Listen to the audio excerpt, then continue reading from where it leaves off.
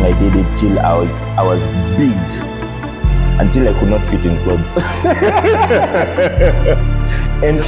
Entry ilikuwa 2 donations tu, kuja to donate. So every event we support a children's home. Kama it's Happy New Year, it's the year 2016. Your routine itakuwa na 2016 reps total kumaliza. Yes. Na hapo tumefanya pull-ups, push-ups, pistol squats, ama goblet squats na dips na leg raises. So ni mimi nilikuwa na program hiyo kifo. I dated her for 1 year. Okay, that's 220. That year I engaged her. That same year mwisho tu ukipata usisleki. So this took 5 years. Bro, 5 years nini, once you know what you want. That's good. Me, I thought I'm the cast. Good.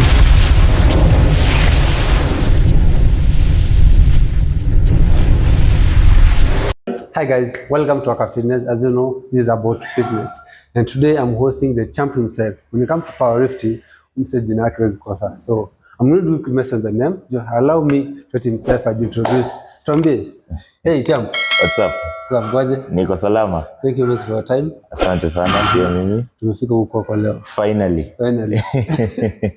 So, Alvin, tumenya kujui. Let's take us through. What nani and what do you do? What's up guys, my name is Alvin Lee Anyumba. I'm a powerlifter and an athlete in general, a businessman, a husband, nini tena, a gym owner, hizo zote sasa. That's me, and I've been in this industry experience-wise. This is coming to my 19th year. Oh. And that's experience-wise easy. Business-wise, this is my 10th year. Wow. Yes. Almost 25. Almost 25. Exactly. Yeah. So today we just want to talk about your journey to fitness and how you join fitness. Yeah. Yes. Fitness, niko na reasons more bana. Why I say fitness has different reasons. Number 1, acha nianze tu na vituko sasa. Form 2 ndo nilianza vizuri. Nilikuwa nafanya sports, mainly rugby na swimming. Oh. Yes, nilifanya rugby na swimming. Hizo mbili na nimezifanya hadi campus, hadi second year ndo niliwacha. Which year? Second campus 2014 ndo niliacha. Yes. That was the last time I did both, but I was doing them competitively. High school hadi. Yes. Oh. Sasa I've always been in sports. Lakini sasa the main thing that made me start seriously, not at a seriously, just diligently, ilikuwa kwanza, my voice took long to break. Ilikuwa form 2. So bado ilikuwa soprano. Na sikupenda watu wanadhani mimi ni dem. So ilisema if this is taking long, wacha mwili isho. Yeah, ni mara kwanza. Then number 2 was my uncles and I were tight when I was a kid. Yeah. So walikuwa napiga matizi, push-ups ni nini, na nilikuwa napenda vile wanakaa. So that also helped me start as well. Just push-ups every day. Hiyo tu nilikuwa tu nafanya 20 push-ups morning na jioni. Hiyo tu. That's 40. Yeah, 40 to build to discipline. That's all I started with. Then high school, of course, nilikuwa napiga hivyo. By the time I got to campus, I used to dance by the way. I've been a dancer all my life, yes. Hata niko na YouTube channel, siwezi hata sema. But iko. Stuck, I don't know why. But anyway, I used to dance all through, and then my dances were what to call animation breakdance, where you tell a story in a way. I think I will just give you a video. Yeah, I'll share that video. Yes. So you can dance hivyo, and then there are certain moves I wanted to do that. Which year? This is around 2015, because sasa nilikuwa nafanya swimming and rugby, sindio? Yes. What made me stop rugby ni do. At first nilianza rugby hapa Kenya, nilianza rugby Impala 2014. Yeah, 2014. Then I went to Leo's Strathmore, because that's where I went for uni. Hapo Strathmore do ilikuwa less than Impala. Actually hakuna do. Hakuna do at all. na mimi nilikuwa napenda hizo vitu zinaleta do. Okay. So I had so many interests because me, sports and creativity, arts, so dancing, acting, modeling pia nimefanya for so long. Rugby, yes. Dancing, modeling. Hizo zote ukienda tu page yangu chini utaona zote niko. So sasa modeling was bringing the money. Lakini sasa training time ya modeling na rugby used to clash. Okay. Na ilikuwa inalipa. Rugby ya Impala by that time 300 per day ilikuwa do at that time. Hiyo tu ilikuwa transport nini ya. Lakini sasa modeling ilikuwa inapatia 1500 starting. And at that time 1500 hiyo ilikuwa do kwangu. Unaona? So nilisema unajua nini? Rugby tulikuwa tunafanya 6 aside. So hiyo 6 aside is 6 people. Pitch ni fupi, short and small. Alafu mnaenda sasa mnalimana kweli kweli. Okay. So hapo I had 2 guys who tackled me, moja chini moja juu. And I had a small tweak in my back. So and also a poke in my eyes. So hiyo time nilisema hii kitu inilipi hivi.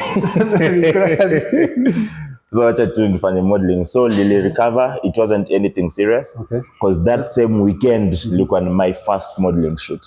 Okay. Yeah, so nilienda modeling because as soon as I did my modeling shoot, next weekend nilikuwa na show. Nilipa 1500, nilibambika. Okay, yes. How did you join modeling? Like, how did you join? What made you join modeling? Height, kila mtu anasema, my aunties, my uncles wanasema, hey man, unajua. And at that time modeling was peak. Hapa Kenya, modeling was something to do at that time. And so height, looks, and nilikuwa nafanya bodyweight calisthenics. So mwili yangu ilikuwa nimechonga kuchonga. Yeah, ilikuwa very very tight. And then I had a unique look.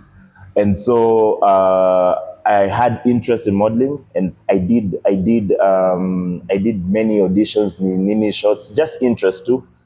Then one guy anaitwa Kevin, I will never forget him. Is the one who got me, took my first pictures nini, alafu jamaa mwingine anaitwa Jeffrey Wilson, sasa ako US, is the one who gave me my first modeling show and more shows, and from there sasa the rest is history. Ilikuwa Skylux, was it Skylux? There was a club in Tao, hapo opposite Alliance Française. Nimesahau jina. It was Skylux, I don't remember. It used to be opposite Alliance Française. It was, nimesahau hiyo jina. Hiyo ndo, that was my first model. First which year? 20? That I think was 2014 or 15. I think 2014. So I'm not wrong. 2013, this time ulikuwa unafanya bado rugby? Yeah, rugby. Yes. Then ukajoin 2014 ukajoin nini? Yes, niliwacha zote because of training schedule. Because swimming na rugby training time pia was tight, and also now adding modeling na letter do. Niliwacha hizi zote. Exactly. Yeah. Then you did model 2014. Yes. So 2014 hapo katikati, that's when I started another modeling, get into 2015 hivyo. For how long? Modeling, I did it till I was big, until I could not fit in clothes. Now that time, Lilithani, I was big, because I am way bigger than that. Oh, mimi time uko mkubwa sana. I used to think I was big, because kwa all designers wana measure, hey, unamaliza material, nini, nini. Na hata sijaanza chuma. I swear. Just eat and chuma nilianza 2017. 2017? Yes, mid 2017. Towards election time. If you look at you, ulikuwa unafanya kazi sana. Yes, I did it for 10 years. So that's 20 ukafanya modeling for until ukaachia which year? Modeling, my last show was Tribal Chick. Hiyo ilikuwa haja gani bana? I think that was 2016, 16 I think there. 2016. Yeah, I think so. You're still doing bado unafanya calisthenics. Yes. I was still doing calisthenics. Okay, which year? Nini? Wait, yeah. 2017 mid, that was June hapo, because I remember your time there was a fear of post-election violence. So hapo ndio liliingia smart gyms. Hakuna watu kwa gym. Sasa ni mimi na mwenzangu tunapiga tizi hapo 4 hours. So plus. The reason you kufanya ukaingia weight because of the election? No. Why I joined weight training is because of CrossFit. I was a diehard for calisthenics, bodyweight workouts, because with the guys who modeled with me wanapiga chuma na bado mimi ni mkubwa, so hakuna mtu ataniambia kitu that chuma ina beat. So me I was like me nimepiga hii kitu and I'm a diehard of it, I'm a fanatic. So there's CrossFit Kwetu in Gigiri, walikuwa wanafanya CrossFit Open 2017. CrossFit Open is a worldwide competition whereby they compete. Then sasa you have the guys who are selected to do the main thing. So I just said wacha tu niende nijaribu, because bado CrossFit kuna gymnastics ni nini. So me gymnastics nilikuwa nafanya strict. Ikikuja sasa Olympic weightlifting, we kwanza overhead snatch, mobility ilikuwa trash. Single squat vizuri, so nilikuwa napiga na bar na 55, so ilikuwa 30 kilos, lakini bado nang'ang'ana. Lakini kuja muscle ups, toes to bar, hizo zote na chapa, pull ups na piga. Nilifanya ma snatches, so I think it was when I did snatches I didn't have the proper form. I strained my back vibaya, so for 1 week I was not standing upright. So your kitu was a wake up call to me. I was like, okay, I need to mix these things up. Calisthenics and weightlifting and CrossFit. At first it was strictly calisthenics and CrossFit. Hata kufikia hata bodybuilding bado. It was just a short time by the year, like a few months, like 5 months ama 3 months. Then bodybuilding ikaingia vizuri sana. So you ulifanya CrossFit for 5 months? Short, it was 3 to 5 months if I'm not wrong. Okay, then kutoka CrossFit ukaingia bodybuilding. Yes, I now did bodybuilding. So sasa cause kila mtu alikuwa ananiambia man, kuna frame power ya physique nini, and the people around me were bodybuilders. Kina Lionweche, who else? There's Wesonga pia, my boys tulianza na yeye home calisthenics home huko. Yes, nilitrain na yeye calisthenics. I was training calisthenics. Na pia alikuwa na train clients wangu, like I give him clients and I train. Mimi nilikuwa campo. So let me get this back. How did you join good? Umingia 2017 umingia bodybuilding? Yes. 2017. Yes. And the personal training umingia which year? Personal training liliingia around 2015. 2015. Yes. Around 2015 towards the end, because that's when nilianza. It was just building the experience, because nilianza ku-train mamangu na kuzo, alafu watu wa estate. Okay. Nilikuwa na wa-train Embakasi Nyayo Estate. So hapo nilikuwa na wa-train for free jioni. Na watu walikuwa napata results. Hivyo tu ndio nilianza nini. So I got so interested. So in the year 2017 is when I did my certification with ISSA. I did my certification for PT and nutrition that year. Nilimaliza hizo zote. Alafu then 2019, that's when I did strength and conditioning sasa. Yes, when I started getting love for powerlifting. Yes. Because this 2015 you can train what for free? Yes, for free. And which year did you start making money from personal training? Very, very fast. For me, bado ni biashara. So I think 2015, 2016, I would say 2016 is when I had my first paying client, who was a designer pia. Because yeye mango zake it's like a sheet of easy silk sheets. Hapa alafu sasa hapa niko na mabeads tu. So alafu alipenda vile nakaa. So he became my first client. Bargain nilianza na 8K, hata sikujua ku price. Yes, hii ni home house call mazee. Alikuwa mimi niko Embakasi, here ako South Sea, and I was like 8K ali bargain because in an Indian. Of course. It was 6K. Exactly. Kutoka 8K to 6K. Nisema bado nakana wazazi ni sawa tu. So nikaenda uni. Babangu ana drop hapa Bellevue, natembea hadi huko, namtrain from 6 till 7 natembea hadi Nyayo huko, napanda mat hadi Strathmore. Then client kwa pili? Client kwa pili, how will you get?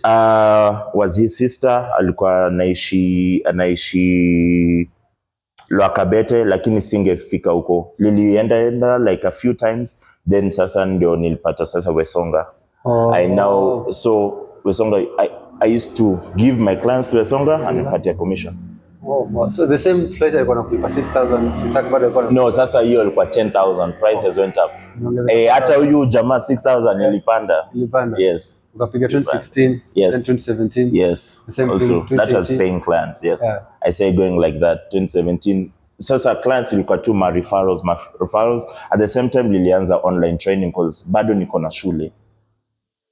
Niko na shule lakini online na grow fast. So watu wanataka PT. Na siwezi. Okay. Naona siwezi because nilikuwa day school. I mean day classes, evening classes. Okay. So nilikuwa na Wesonga, nilikuwa na jamaa mwingine anaitwa Obara, pia yeye anapiga calisthenics, gym yake iko hapa. So those two people are the ones I used to send my clients to. Okay. Wanapiga, wananipatia commission. Nilianza sasa kushoot online training na Infinix, simu ya Infinix. Nikianzieka kwa Google Drive, sasa naanza I used to now sell to students na lecturers. What? Shule 1,500. 1,500. Per video or per package? Yeah, per package, a month package. Okay. So that it makes me monthly income. Passive. Unaweza kutengeneza pesa fitness kitambo. Teke. So lilibambika sana ni the day I made 10,000 one day. Lilibambika. Na hiyo ilikuwa tu online classes. Yeah, because I give you the videos because it's walk along nini. Na kupatia, I give you access to Google Drive. That's it. So let's talk quote about your childhood. How was your childhood? Childhood, really firstborn. Okay. Both parents are alive. I have one sister and two brothers. My older brother is a step brother. Okay. But so my real mom has 3 kids. So many firstborn wake. Exactly. We lived with my uncle because my father is here pia ni firstborn. My mom ni secondborn lakini first girl. So niko na hiyo firstborn energy. So ndio tuko hivyo. So even them, my father brings his young brothers. Those are my uncles. So tuko kwa nyumba, we're like 10 kwa nyumba. So ilikuwa hivyo mainly. That's my childhood. I was born hapa Pumani, lakini in 19 what? Around 1996 ama nini. Tulienda Mombasa. I stayed Mombasa like for 2 years I think. Then sasa tulihama sasa to Uganda. Oh, mkame Uganda. Yes. Waka Uganda for how long? For long. Since 1998 till 20. Mimi nilitoka UG 2012. Yes, lakini my parents left in 2009. Because ya shule. So yeah, waliniacha nilikuwa form 3, mimi nilikatwa hapo hadi form 6. Yes. So we go to 2017. Wakati mwingi bodybuilding. Yes. And how long did you start when you started bodybuilding? 2017. Yeah, 2017. Then ultrain wapi? Ilikuwa gym gani? Smart Gyms was the first gym I paid membership for. Uko na shop? That time bado nilikuwa Emba, lakini sasa vile nilikuwa na my clients nini niliwacha home sasa. Alafu nikakuja Jamu because most of my clients walikuwa huku, hata celebrity clients walikuwa huku Kilimani. So niliwacha. Client wote how ulikuwa na get unapata aje? Online bro. Online. Because nilikuwa nafanya calisthenics. The thing is, how is this guy looking like this na bodyweight workout? So it was intriguing. Yeah, okay. Yes, so I got online clients, I got physical clients, Kaleche, because now I had to change to evening classes because the demand was high. So I got Kaleche, Momo, when she was still, I think she had left Kisama when she was about to leave Kiss FM. I got my Nakageni, Pia. Actually, my Nakageni is the one who told me how to get how much to charge the first time. Yes. How much to charge calisthenics? I didn't know. Ni yeye aliniambia charge 8K. 8K? Yeah. Actually ilikuwa 10K. Per month? aliniambia charge 10k but mimi nilisema 8k ni sawa cause confidence, unajua bila certification naona confidence. Yeah. Mtu anaweza kuuliza swali ushinde kumjibu. Exactly. So like ni sawa, lakini nilikuwa napenda ku research sana. I used to research a lot. So he's the one who told me charge 8k. But then from there I just started getting clients. So this 8k for a whole month. Yeah. For whole month. Yes. Then next month you renew? Yes, you renew 8k. Hivyo 8k monthly. Online coaching what is? No. Hiyo ilikuwa physical house calls. Lakini sasa from that hiyo 8k only happened for like 3 months. That's it. Because the other clients I could get 10k. The other clients 12k. Next, 15k. Get a new K. Yes. Sasa vile nilitoka home, I was charging 15k for house calls. Wow. So now all my clients were in one place. Actually, see hapa tuko Adlife. Hapo nje, all my clients were nenda Kalechako Dennis Street, navuka tu barabara, kuna muhindi mwingine whose office is just here, namtrain, navuka tu barabara, naingia Maina Kageni amemaliza radio. Sasa hako hem. Namtrain. Walikuwa tu hivi. Exactly. It was God's blessings. Oh, wow. So how do you train your client in some time? Ulikuwa train wao pamoja ama? No. See, one-on-one. One-on-one. House calls. Okay. You go to their home. So ilikuwa tu bodyweight workouts mainly. Calisthenics at that time because that was my brand. Okay. And getting results. And then sasa lilianza kufanya group training. Lilianza kuanza group because you see with one-on-one wakicancel utaumia. True. Group training utaumia. So lilienda, I was looking for a place to train. So lilienda Kilimani Primary School. Kuna hiyo kiwanja bigi. So lilitembea tu hapo, liliona watu wana train, kuna trainer mwingine akona group yake. I was like, okay. I can do this. So I don't know how I got this. I have a guy anaitwa Kwame. I got Kwame because ni yeye alimpeleka CrossFit kwetu to compete. So it was him. Sijui how I got the other clients kusema tu kweli. I don't remember. Then tulianza hapo Kilimani Primary. Yes. So, lilianza like with 2-3 people. Then kuna wengine wana jog. So nikawaita, I was like, come man, let's try at a class nini. Wakapenda nini hivyo tu. That one was 3,000 a month. But before that, it was free. For like, yes. Bro, biashara, you have to start what hawezi commit bila ku, you know. And also you have to stay humble or small for a long time before you explode. So it was tricky at that time. Some lawyer came, and a big city lawyer actually, anaitwa Muma pia alikuja, alipenda. I said growing that class, hata niko na picture I've never deleted. I ended up with around 10 clients. Yes. Jioni wanakuja tu hapo Kilimani Primary. So na ulipisha sasa ama bado ni free? No, I was paying them. I mean I was charging them. Lakini sasa headmaster wa Kilimani Primary aliona na grow sana. Alileta upuzi. Alisema sasa I need each of your clients to pay 20k monthly. I was like, hata wenyewe wakulipe 20k. 20k. I got so stressed. Sasa huyu bado Kwame alisema usijali, najua place hapa Oludume pale watu wanacheza tennis.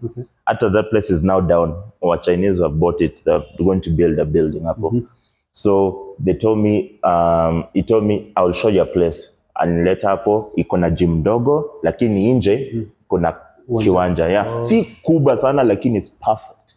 Na some monkey bars. So it was perfect for my calisthenics things. Me, I just need space na hiyo tu. Nimemaliza. Hapo sasa ndio niligrow. Niligrow tena hadi nilikuwa na wazungu pia. Tena jamaa main gym manager ya hiyo gym ndogo, ilikuwa ndogo sana. Ndogo hata kuliko hii. He had some jealousy or something. Ni old school trainer. Aliona jamaa mazee. So they chased me away from there. Hapo sasa ndio ilienda Smart Gym. Oh, like that's how it started. Watu walikuwa nakufuza tu jao hivyo. Making more money. But it's growth. It helps. Every problem in life is growth for you. Literally, because from hapo, see, then I had to go at that time nilianza kuanza bodybuilding just to try 2017. Once that happened, I just saw my clients, skiza, we are being chased. is it okay if you guys can just top up 3k on your nini for subscription? So total your monthly expenditure ni 6,000. At that time Smart Gym ilifungwa na 3k per month. Then sasa we go. 3,000 zako and 3,000 za gym. Exactly. Walisema sawa, so jioni tulikuwa tunachana hapo tena kwa gym bado. Yes, Vinita lilikuwa na get weird energy, but Vinita, no worries, they're still friends. I didn't wait. How long so Lucas Smart Gym? How long? How what? How long Lucas? Not long. Not long at all. Not long at all. Because sasa Smart Gym lilitrain Smart Gym. Lilianza bodybuilding 2017. Lilianza bodybuilding hapo. I started preparing for my first bodybuilding show hapo Smart Gym. You still training client bado pana watuisha customer kwa bado watuisha? Yes, so lilikuwa sasa na house calls na our clients wa jioni. That was how it was at Smart Gym. So house calls napiga, clients wa jioni pia napiga. And then what I think then bodybuilding comp was around there as well. Sasa towards the end of my Smart Gym thing, that was 2017, towards the end, jamaa wa Alpha Fit alikuwa anaanza kujenga na ananiona nini IG, so he's chatting with me, come to my side, come with 10 clients nini blah blah. So around Feb hapo I told my clients as shall be shifting nini, lakini yes wamekaa na mimi, lakini not all could make it of course. But I had to leave. Sikuwa napenda that environment. So I left March of 2018 is when I left Smart Gym. And I was still in prep. Bodybuilding. Bado ilikuwa prep. So let me ask you this. You want to compete. Did you know anything about prepping, posing, all these things? No. YouTube. All the people I used to follow were Jeremy Bondia, Steve Cook, ilikuwa nafuata huyu jamaa mwingine Ryan Terry. Kumbuka mentor ilikuwa Leon Weche. So bado I used to use bodybuilding principles in calisthenics to grow muscle. You're doing calisthenics? Yes, but how I grew big with calisthenics was using bodybuilding principles of building muscle, hypertrophy principles in calisthenics. So it's not like nafanya tu ma jumping jacks nikifanya pull-ups, right form, reps, high volume. I was just borrowing things high volume calisthenics and bodybuilding. Exactly, high volume ya Schwarzenegger na ileta hapa, naona vile nasema sijui 12 reps 4 sets incline, hata mimi nafanya sasa decline push-ups hivyo. That's how I used to do it. I used to just switch leg day, sikuwa na nini, so nafanya pistol squats for days na nafanya jump squats, wall sits, just to build the legs. I used to build legs with almost no weight. Then nikanunua kettlebell ndogo. Then I started doing kettlebell hata Smart Gym nilifanya hivyo. Actually Smart Gym nilifanya weighted calisthenics. That's when I started weighted calisthenics. Nilikuwa 86 kilos, nilianza weighted calisthenics, nilifika hadi 90 kilos. That was pull-ups weighted, dips weighted. Push-ups weighted and pistol squats weighted. That nutrition, I used to do intermittent fasting all through. Na kama umetoka home, hiyo pesa ya do for 3 meals iko si vile. So and also I'm still learning business, how to talk with clients when they delay on payment, how to do this and this blah blah. So if payment delays, bado na learn kulipa rent on time, ama kukuwa na pesa by the time end month imefika. Hii time unafanya Smart Gym, unatunisha client wako wa nje, kuna classes, uko naishi wapi? Home. Jammu. Uko naishi Jammu? Yes. Niko naishi Jammu sasa, so Smart Gym iko tu hapo. Yes. Just walking distance. Exactly. So I wanted to come close to my clients. So it was a risk I just took, but it was better for me. So at that time I was still doing prep. So I said now bodybuilding vizuri. Lakini niliacha machines sasa, nikaenda a CrossFit gym, Alpha Fit, lakini bado nilipiga prep. Hatukuwa na treadmill at Alpha Fit, so nilikuwa tu nafanya row tu, alafu I did a 3-week prep.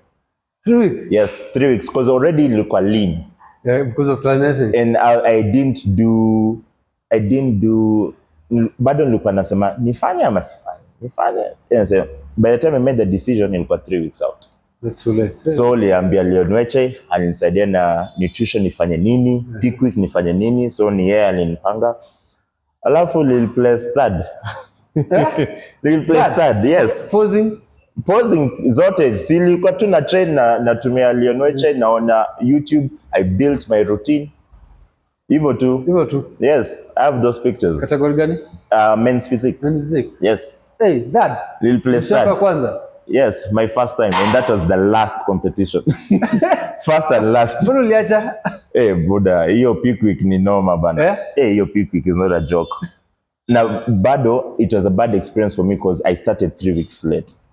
Unajua mtu ameanza 16 weeks, ako sawa. Lakini mimi 3 weeks. So, the number 1 was this guy, Pippin J, Jose. Alafu number 2 nimesahau jina, hata I have not seen him in a while. Then me number 3. Number 3. Hey, you tried. Number 3. Oh, yeah. That's 2018. 2018, I think. Yeah, 2018. Yes. Then 2019 was your program? Sasa bado niko Alpha Fit. Lilianza charity organization called Fitness Wars with my guy Attila. Na Kula Budi. So tulianza Fitness Wars sasa. With Fitness Wars, it was competition, bringing competition. You see, at that time, kulikuwa 2 strongman competition, Kenya's strongest man competition. Yes. Na Kamkunji, I'm not sure if it started. And there's this other competition called CrossFit Opens. Those are the only competitions in Kenya. Okay. Yes, mainly. So Fitness Wars brought competitions for these other people. During Fitness Wars, it was Alpha Fit gave us the venue for free, wali to support, and then it was a free event. So entry ilikuwa 2 donations tu, kuja to donate. So every event we support a children's home. Okay. Why did you start this event? Why we started? Yeah, it was so stupid. Vile tulianza ni vile nilikuwa Smart Gyms. There's a friend of mine called Kula Budi. Kula was feeling bad ama sijui nini vile nimetoka Smart Gym sasa niko huko na bado nilikuwa nafanya calisthenics ya nafanya bodybuilding. So we're like you cannot beat a guy who does bodybuilding. Mimi nilisema are you sure Neza. And at that time on YouTube there's a channel called Strength Wars. Strength Wars used to have bodybuilder versus crossfitter, bodybuilder versus calisthenics. It used to be there. It's even there up to now. So we got that concept from there. So we started that here as well. So it came from an argument.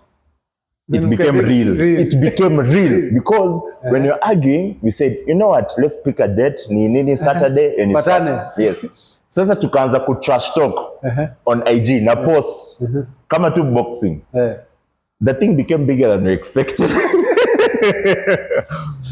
So people now we say expanding it and said, are you team Kula ama are you team Alvin? Hivyo tu. Okay. My friend, sasa watu pia wanataka compete. Then we got other people sasa. So me ni main event na Kula, lakini tuko na our wengine. So that's how it started. Team Kula, team Alvin. So tuka compete.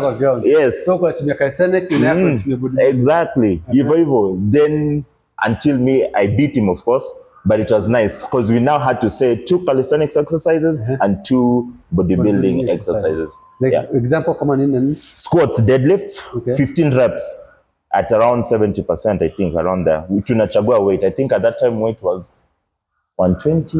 120. At that time, I think 120 or 140, I don't remember. Deadlift was heavier. Deadlift was heavy. Deadlift was 180 or what? Don't remember. I'm 160. It was heavy. Then after that, dips weighted na pull-ups weighted. These only 20 reps with 20 kilos. 20 kilos. Yes. 20 reps. Yes. 20 reps. Ziko. Na piga hiyo chuma. So it was so much fun. Watu walibambika. Next event hadi Goya alikuja. Hadi Goya alikuja. Alipigwa. Yes, 19. Goya was beaten the first event. Sasa next alikuja kumaliza hiyo story sasa. Yeah, but it was so much fun. So we did 6 events of Fitness Wars. That's what actually helped bring other more events for competition. Why did you stop it? We stopped it because we had disagreements with the partners we had. No, tulikuwa tatu. Okay. It was me, Kula, Attila. Attila alikujia hapo. No, Attila is there. We used to do kazi na yeye vizuri sana. It's just that now in partnership mtu mmoja pigi kazi. Hiyo time ya interview ndo anafika. Interview kwa TV. Lakini work on ground. Go to the children's home. Fanya nini? Kujiba. Meetings kuji. So those are the things that... So COVID is what actually happened. See, COVID happened, so we took that opportunity to just restructure and leave fitness was, and now build something new, which was called Gamba Games. Tulifanya tu moja. 2021, I think. Yeah, 2021. December. It was so nice. We wanted, because Atuko Nado, we didn't have a location, nimetoka Alpha Fit pia. So toka Alpha Fit which 20 after COVID. After COVID, that's yes, 2020. Yes, but bado I used to go, but nikitoka sasa. Yes, sasa nilienda to a hood gym called House of Sweat, iko hapo Ngando. Okay. Hapo Odus Gym. Hapo ndio sasa nilipiga tizi kweli proper for strongman na hizo vitu. Actually, see 2018 nilifanya bodybuilding. 2020 towards COVID ndio nilifanya my first strongman na nilishinda. How uliingia strongman? Nili kuinspire kufanya ingia strongman? Between 2019 and 2020, once I finished bodybuilding, I used to do high reps. Kumbuka hiyo routine ya Arnold Schwarzenegger was high volume. So mimi even volume kwa deadlift ni high.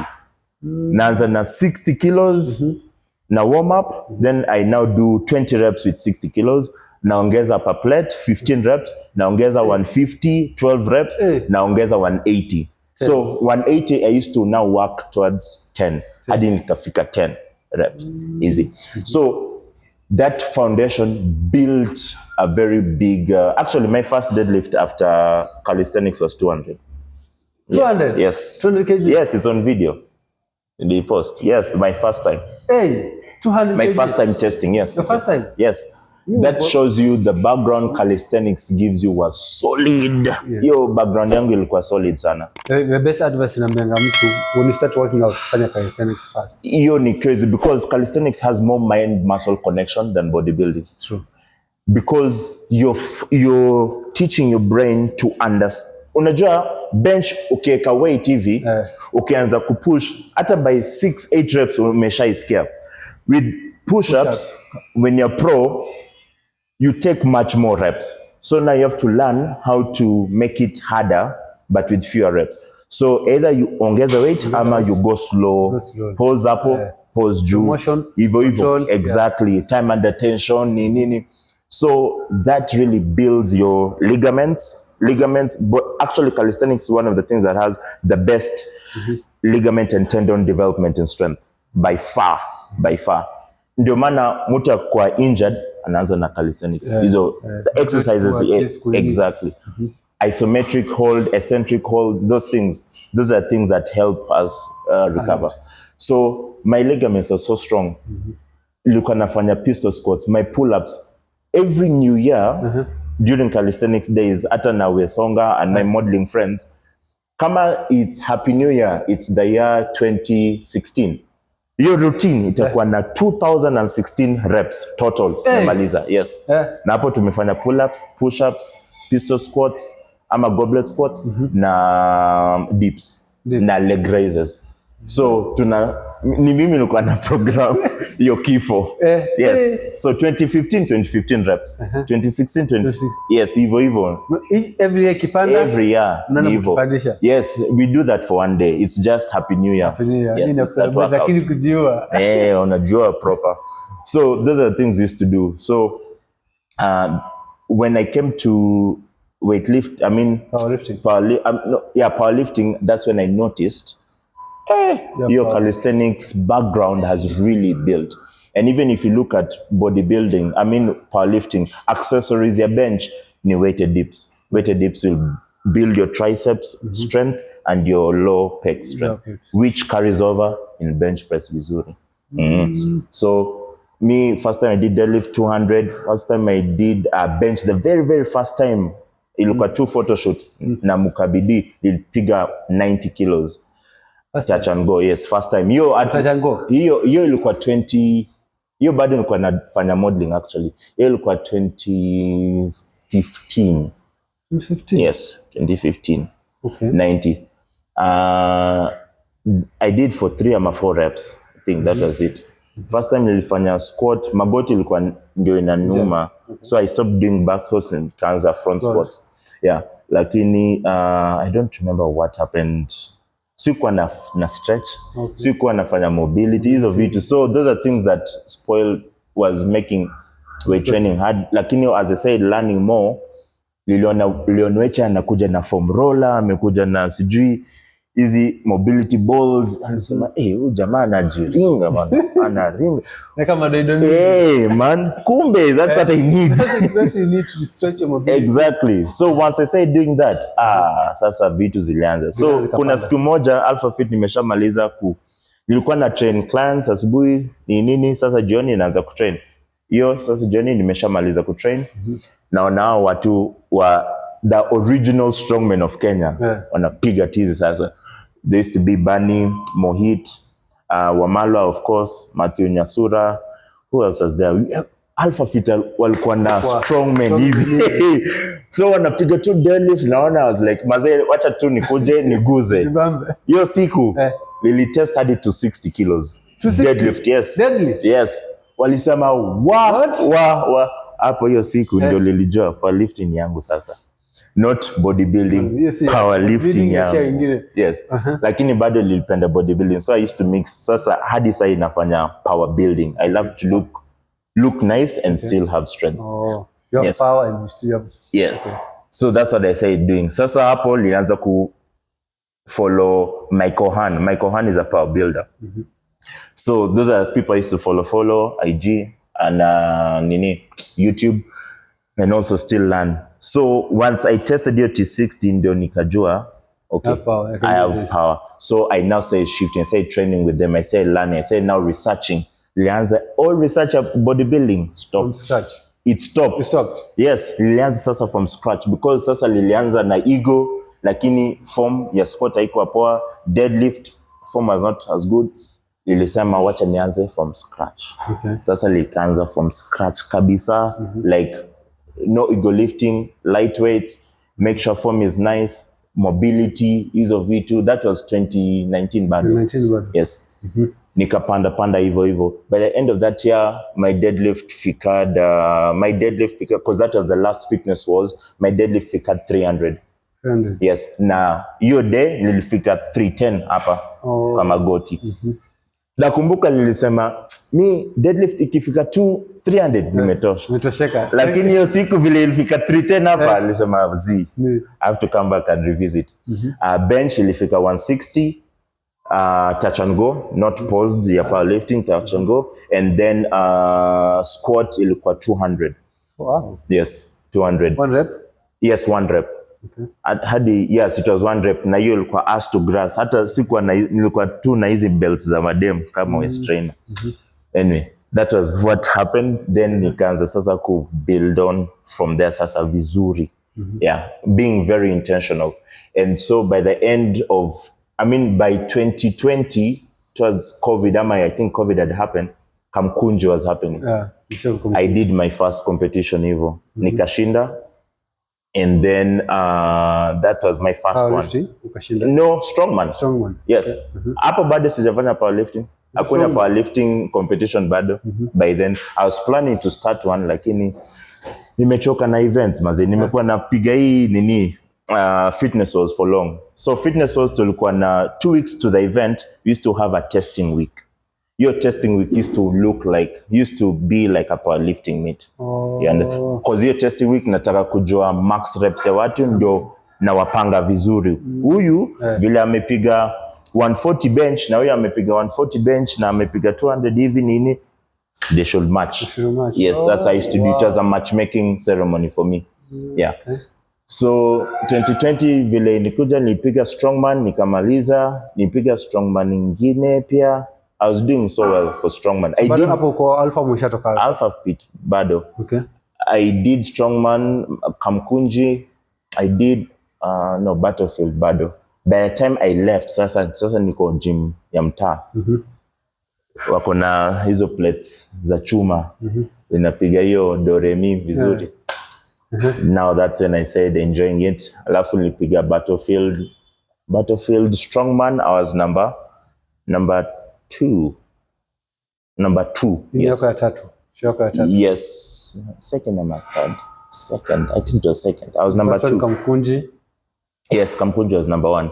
Battlefield was next. No, actually my very, very first strength was max deadlift. It was by Matthew Nyasura. It was in Rongai. Nilipiga hapo deadlift, lilifika 320 kilos. Lilishinda hiyo. 2019? Yes, it was 2019 towards the end. We started powerlifting which year? Powerlifting started in 2020, towards the end of, actually after your bodybuilding. Towards 2018? Yes, 2018 towards the end, coming to 2019. Because sasa 2019, when I say doing fitness was, your tester, by that time I was already doing strength training. Yes. So power building properly, kusema tu kweli properly was around 2019. 2019. Yes, 2019. Then you did it for that's 1 year. Yes. Then my first event competition was actually max deadlift. I just don't remember which exactly it is, but it was the first competition I did. Ilikuwa tu ya deadlift. And that's when I did 320 kilos. I'll have to know on the times it is exactly. Then Kamkunji. So you should then ukakuja. Yes. Then Battlefield ilikuwa number 2. Wamalo alinipiga sasa. Hapo ndio alipata revenge ya Kamkunji. Mlikuwa na Kamkunji? Yes. So ina yako kufanya pa nini strongman naye kwa kutrainisha? Buzi yote Hakuna. Just you? Yes. Ugutu wetu? No, me I was ni YouTube tu na research. That's all I used to do. Yes, na nilikuwa napenda programming. Testing myself, testing experiences of it. Yes. Yes, lakini sikuwa na trainer wa Malwa, lakini tunaongea kwa gym. Yes, lakini watu wa gym wananipatia tips. Bunny gives me tips. Nyasura ananipatia tips. Hivyo. Yeah, that's how it used to be. No one was training me. And in fact, vile lilisema na compete, vibe hapo gym ilishuka bro immediately because we are still friends obviously but Matthew aliniambia bro usifanye hiyo comp au jafanya prep poa ni nini nasema maybe sijafanya prep lakini niliona hiyo competition niliona weights niliona sema wacha tu nijaribu. So hata kuna video nilipost. Hiyo video ni tamu. It was 250 for reps. For reps? Yes, nilifanya 10. Yes. There's a video. Na nilikuwa naenda dum. Kwa background ya hiyo video utaona Wamalo hapo na coach yake coach Kake na walikuwa wanaona niangalia. Umejitrainisha peke yako? Yes. And you can do 250. I did 250 for reps. Yes. I was testing if I was ready for comp. Then there I said, yeah, I'm ready for comp. Hapo vibe gym ilishuka. People are not talking to me. The people who helped me come to strength. I was like, Allah. So when I'm an underdog tuko sawa. Sasa vile nimekuja sasa mtaki. I was like, okay, sawa basi.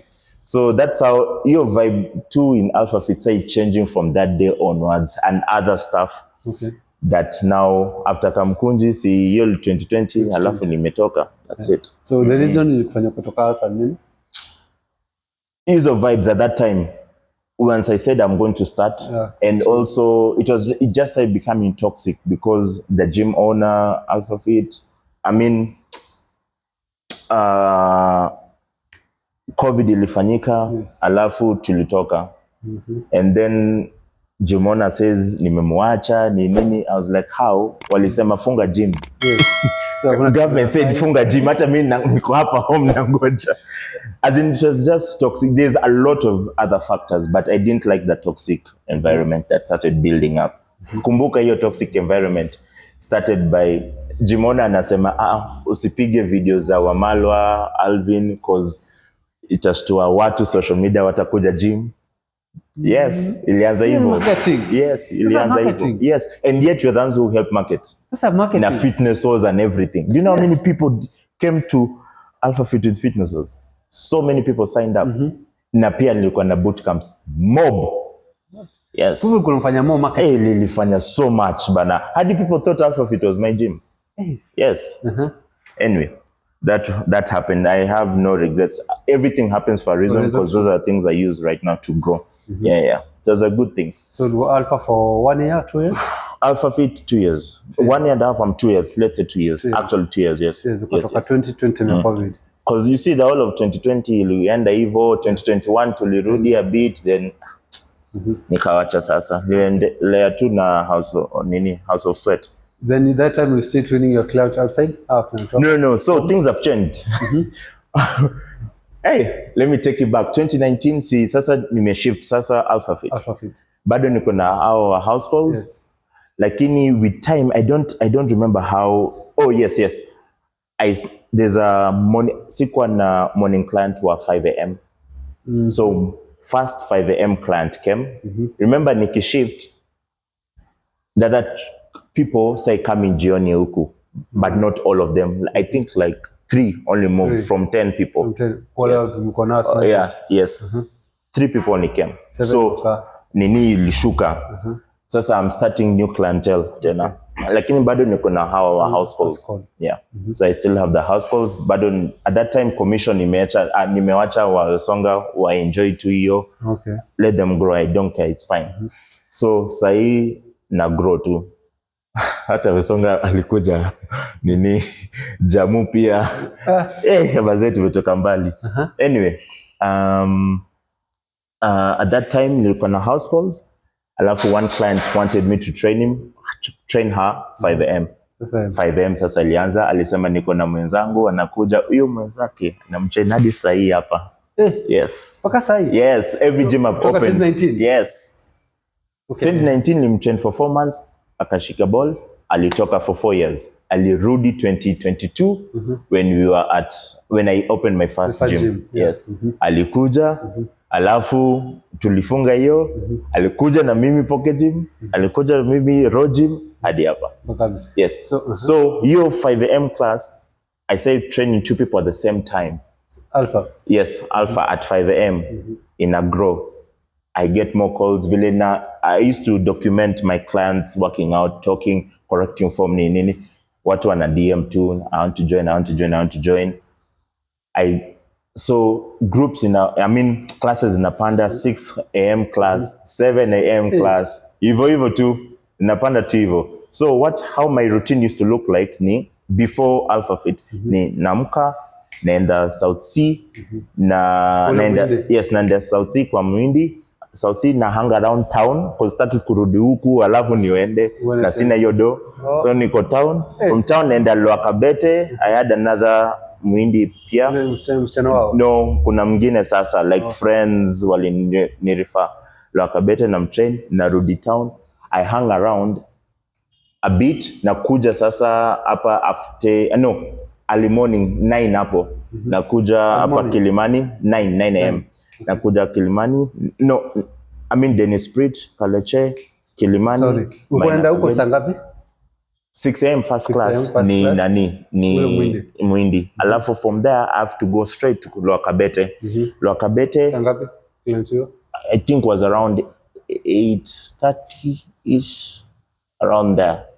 8:30ish or something like that. Namaliza Loakabete, I come back to town, come to Kilimani, Dennis Street. I train, I think Kaleche is train at 10. Yes, it was at 10. 10 to 11. I cross the road, Teke, Mwindi mwingine, at that mine at 11. Okay. Mine used to be at 11:30 because sasa amemaliza show. Yeah, sure. 11:30. From then, I now I used to go at that time. I used to go to town before nilikuwa na our evening clients wa Kilimani, don naenda home nini Jamu. I mean si Jamu Emba, but now when I moved this side, so nilikuwa na spend time at children's home iko hapa tu ya Watoi. It's called New Life. New Life ama what? And iko tu hapa Lenana Road. Ni Watoi wadogo babies. I used to go and spend my time hapo hours. Ukitoisha wa client, maliza minor, yes. Then you nakaa hapo. Yes, nakaa hapo, take care of the babies, nini, until lunchtime, nakula lunch around, then I go home. Then that's when I now go to Jamu, nalala, after Jamu, jioni. Sangapi unaenda home? At around 1-2 hapo. Then jioni 5:30 Kilimani. That's how it used to happen. Lakini now once I moved to Alpha Fit, Kilimani ishaisha, hiyo ya Kilimani Primary School ishaisha, but bado niko na hawa. So asubuhi bado uko nini Lwakabete, narudi hapa namaliza, naenda home. Then now later on hata sikumbuki vile South Sea stop. I don't remember how it stopped. Ilisha, I don't know how. Lakini we are still friends. Ilisha too. So now I said now my own classes hapa sasa. Alpha Fit. So 5, 6, 7 natoka naenda Kilimani namaliza narudi Alpha. So Lwakabete pia ilisha? No, ilisha pia. After ile ilisha? Yes, Lwakabete pia ilisha. I don't remember how, but ilisha. So mbaki tu client wa huku? Yes, wa huku na Alpha Fit. So niko home. So I'm even happy because you're commuting mazee. Noma. Unachoka bro. So I've already trained these guys. Kilimani. So I go to Alpha Fit, Kilimani, back to Alpha Fit, na train nini. Hawa pia ilisha. Sikumbuki aje. Ilisha aje? Sijui. Nakwambia kweli sijui. Hivyo tu. I think one lost the job. For mine, I don't remember what happened. No, COVID. It's COVID that killed everything. Nimekumbuka. It's COVID? Yes, COVID. No, before actually COVID. No, kusema tu kweli. Because hapo nimeanza morning classes sasa. I never used to have morning classes. Alafu niko na watu. After that, jioni sasa niko na my other clients. Ndio. Lakini sasa vile COVID happened, it stopped a lot. Many things ended. People lost jobs. Nini. So now I had to start afresh now with I still at Alpha Fit still, but now that story is all jumbled up. But that was how it used to look like. Okay. Yes. So ukatoka Alpha ukaenda just 2020. So we're talking about 2021. See, hiyo ni bado recovery hapo sasa ndio. So when I was in Alpha 2018, I shot online videos because siku moja niliongea na Atila, my friend, and I told him, bro, what if one day navuka tu barabara hivi alafu they knock me, how will I make money? So that's when I said, let me go hard on online training. So to shoot, I shot and I made a website. I said selling. I didn't market so much, but I sold. Iyo ilisha hivyo. Then now this other time I now shot 2018 towards the end. I shot na nikawacha tu YouTube on what do you call it? Private. Yeah. I shot so many videos because at that time me program nikitrain my clients naandika the whole program for the month. Yeah. So na andika wana train. So me having many clients makes me see how it's working on them. I make changes. So by the time I was done, I had 2 years worth of programs. So I shot demo videos for all those programs. I spent 6 hours, 40 minutes. I remember that day very well. Shooting back to back. Niko Alpha Fit. Na shoot back to back. Niko na my guy, I paid him 8K. Alikuja, nimwambia it's going to be a long day. Tulishoot, nikazipanga, lilieka hapo. COVID happens, that's when it hits me. That's 2020. Yeah, 2020. It still even didn't hit me that liko na hizo vitu. Bado, it didn't hit. Nilifanya online, free classes on IG Live. Nilipandisha, many people came. 1,000 people were on my online every morning at 7 a.m. So bado unafanya kazi? No, see, nimetoka Alpha. I've never been employed. Nimetoka Alpha. So I'm just at home sahi. Yes, okay. Nimemari sasa. So ulioa mwaka? So 2019 towards the end of 2019 nilifanya nyombo. Hiyo ni traditional wedding. Dem sasa akakuja home. Then that's December. Yes, nilinyombo. Then 2020, I don't remember what month of 2020. It was somewhere beginning of a year. Was it 2021? No, 2020. No, 2020. Yes, yeah. Actually, beginning of the year 2020, we went to a bigger house. Because here I was bachelor house, 1 bedroom. Sasa nilienda 2 bedroom. Yeah, uko tu bado Gong Road.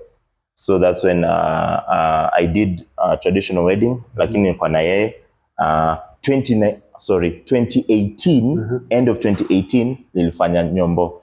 2018 ndio ulipata? Yes. 2018, okay.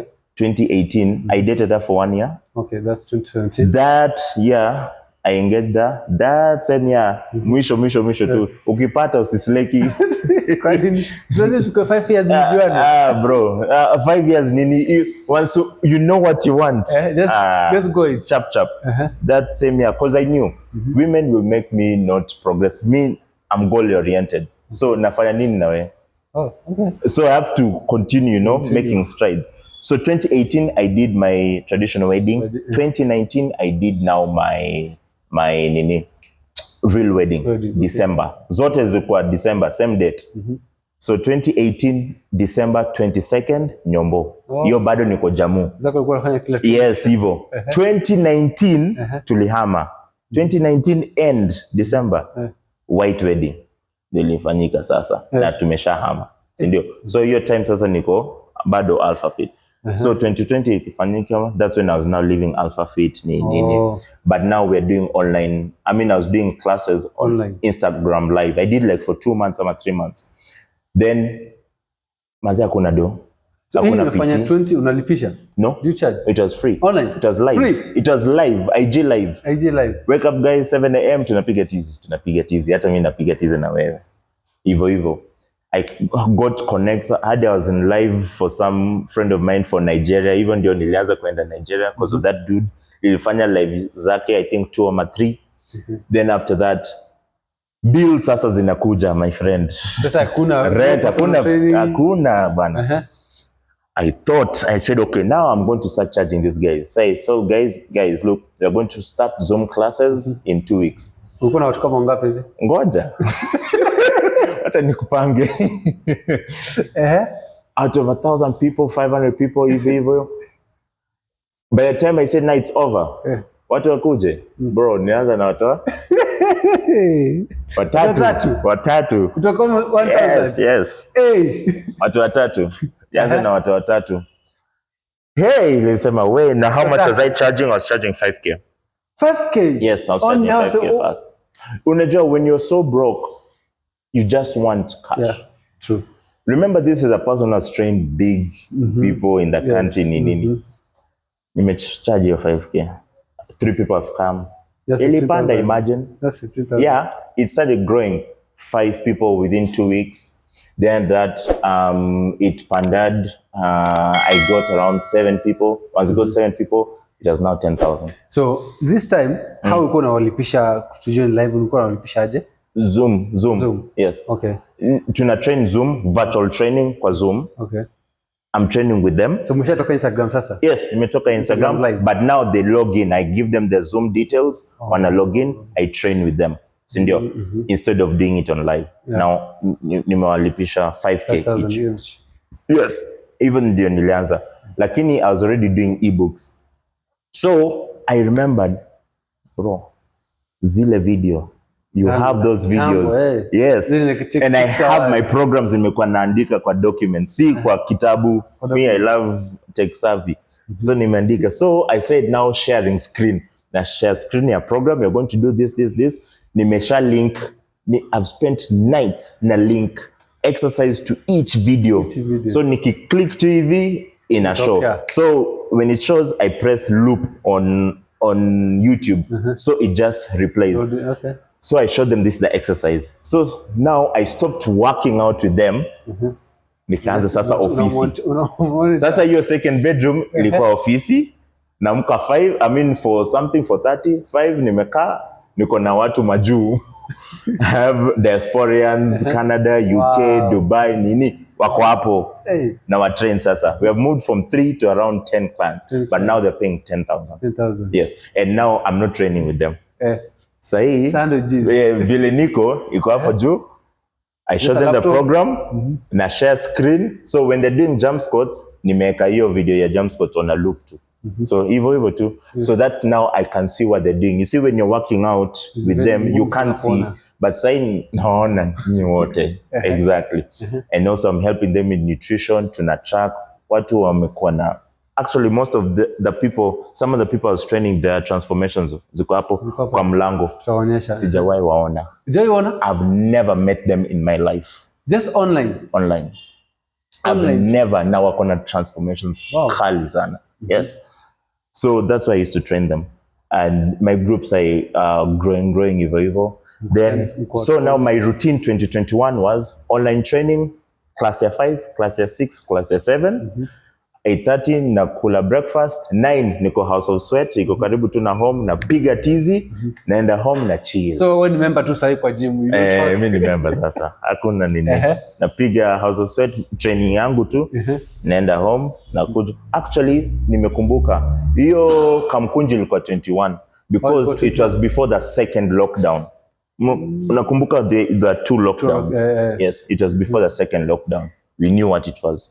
Yeah. So that was 2021. That's so true. Hapo ndio sasa nilikuwa nafanya prep house of sweat. Yes. Okay. So that was my routine. Mimi ulikuwa shatoka nishatoka Alpha Fit. Yes. So I wake up, train my 3 classes in the morning, go train at house of sweat 9:30. Nimetoka hapo noon hapo, nimerudi home, nimekula na chill. Social media content editing, YouTube bado hapo nilikuwa ni YouTube, napata sponsors for online ninis. Napiga hiyo kazi jioni, evening class. Napiga evening classes online yes, online. I had 2 classes at that. Hivyo tu. That was the same routine. Lakini sasa nikaanza kuchoka because now the world was opening up, COVID inaisha, watu wengine wameanza kushuka. And I was like, siwezi rudi Alpha Fit, nimechoka. I never wanted to own my own gym. I never wanted. Mimi nilikuwa tu nataka online. Why? Lakini online majuu inafanya poa. Hapa si vile. Yeah. So that was how. Na bado nafanya online by the way. Lakini now with an app now it's different. Yes. You have your own app. So someone can send the app. Exactly. I just send the programs are already there. I'm no longer needed to be virtual. No, just sign it to the app and pay your payment. Yes. That's it. Yes. So 2022 I was like I can't go back to Alpha Fit. Na bado niko house of sweat, na train to house of sweat. That is it.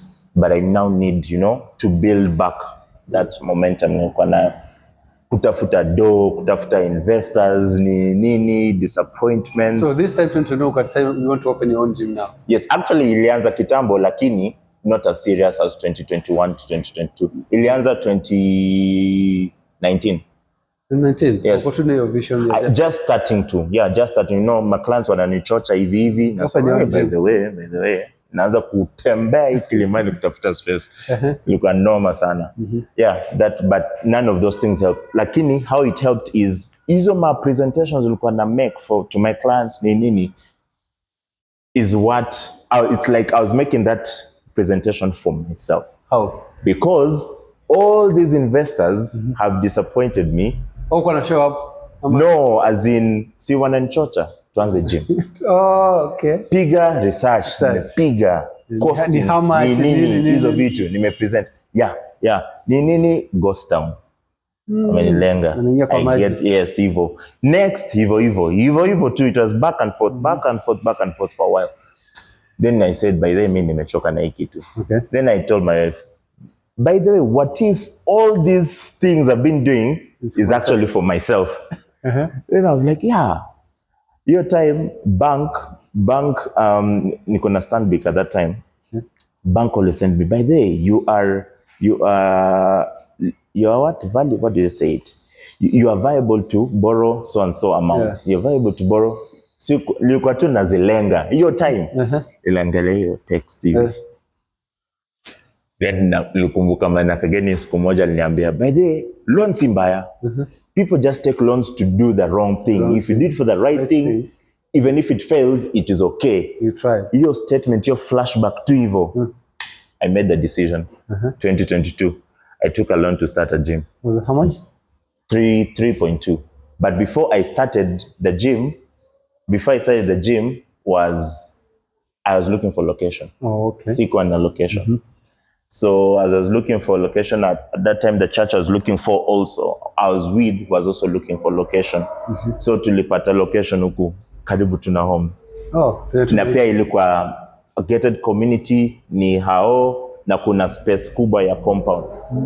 So Pascal aliniambia, I think there's a way you can make a gym. I was like, so church iko kwa nyumba, then hivi. I was like, I think so. So nikaangalia hiyo place, I started seeing temporary structure, mabati nini. Vision came through, yes. Vile I saw that thing, I beat the bullet. I took the loan. I was so scared. So this no, loan, it was actually actually sorry, the loan was 2.2 because the bank advanced loan in Stanbic personal is up to 3 million. Okay. I was not viable for up to 3 million. 3 million. Okay. But you don't need to go to the bank. Yes, that's Stanbic for you. As long as you've been paying, money is coming in the bank. Because in 2018, one of my clients and a work Stanbic told me, by the way, have you ever thought of doing till number? I was like, yeah. So she helped me start till number. Your till number, because before I used to receive money on M-Pesa. Na grow nini ya M-Pesa, lakini M-Pesa is not used to get a loan. Okay. So I say building a very nice track record. Yes. So now from the bank, you have advanced up to 3 million. I took 2.2 on the loan and it came cash. Yes, yes, on the app. Sahi is not there. Oh, okay. Then I think because kuna defaulters wengi sahi, the economy ni mbaya, that thing has been sasa iko chini ya maji or something. But it's there, imagine. Oh, yes, very good. That's for Stanbic. I was lucky. I didn't need to go. So I took the loan. Actually, at first I didn't take in full. I first took 400 because I was scared. I was very, very scared. So if you take 400, you have to pay this 400, then you took. No. Because I was still having money coming in the account, wana entice. So you top up. Oh. So it's from that top up. Oh, okay. that it came fully. Yeah. So that lipiga budget ya mabati, hapo ndio nilijua kujenga si rahisi. Na this is just temporary. Hii ni tu chuma kama hizi na kubea hii na mabati na painting ya ukuta, slab, hiyo tu. Yeah, that's it. Main thing that took money was the equipment. Okay. How much was the cost kutengeneza kwanza hilo? Kutengeneza place was 400, but before it was 300. It was 300, and let me tell you why. It was 300, lili budget 300. Okay. Alafu sasa I'm waiting for nimepiga hesabu. I've not taken loan. Now when I decided to take the loan, I decided to take the loan towards the end of the month. They do not send you those texts at the end of the month. They send you those texts at the beginning of the month. Misi kujua. The first week of the month. That's it. After hapo, kama hujachukua, your story inaenda hivyo hadi the next. So I did not make my decision. I didn't know that. So by the time I made my decision, nilingoja. Then now ikakuja April of 2022 ndio sasa I was able to get it. By that time fuel prices zilipanda, so double za hizi budget imechange. Yes. Sasa like chuma kubwa moja, it moved from 5,000 to 7,000 or 6,000. Yes, 7,000, but for me I got at 6,850 or something, and your 6,850 makes a big difference. That's what happened. That's what changed the entire story for me. So vile nilifanya hiyo, I had to get more cash. Of course, the bank as need, where it delayed because sasa nimeanza, Na sikujua hii vitu za bank zina delay nini, so I had to borrow cash pia elsewhere. And then so nilijenga for how long? April, May, June. That is something that was supposed to take a month, but it took me April, May, June. July 4th is when I opened. 4 months? Yes. July 4th is when 3 months. July 4th is when I opened. Yes. Yeah, that's when I now started Apple. Sasa, kumbuka, nilikuwa AlphaFit, I had 30 plus clients. True. AlphaFit. Yes. Nimejenga. COVID ika happen. Sindio? COVID happen, momentum imeshuka. Yes. So now 2021 pia lilikuwa online nini. And people are not liquid ati wanaenda gym nini. So 2022 I'm excited to post in the group, guys. I said the gym now. nini. Welcome.